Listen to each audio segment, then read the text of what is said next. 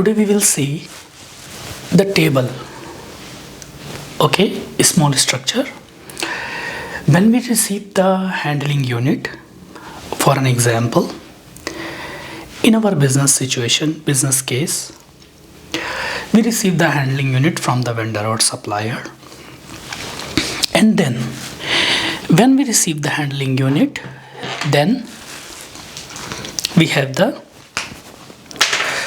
barcodes, okay, on the handling unit.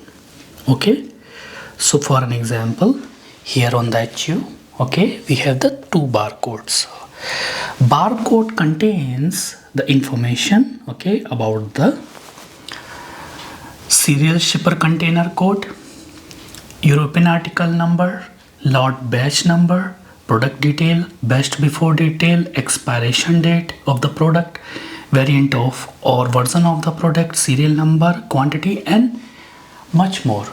So on the barcode we have these details, okay. Prefixes we see 02, okay, for an example 37, okay. More prefixes we can see 15 for an example, okay. So here we have the 00 details, then we have the 10 batch number details for an example, or lot number. So at runtime, the RF screen, the warehouse workers, they see the HU number or like some kind of best before date or shelf expiration date of the product, okay, like this. So the warehouse resources, they scan. This is in this table. Today we will understand the prefixes, application ID, and the details, and the data type, and the table. Common website is GS1. Okay, this is the GS1 is the website. You may find more barcodes, details, country wise, and much more related to the barcodes.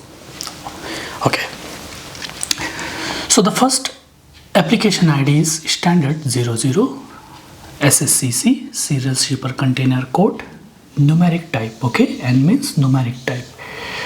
So this we find inside the database table. So when we scan the warehouse resources, when they scan, the detail would be saved inside the database table.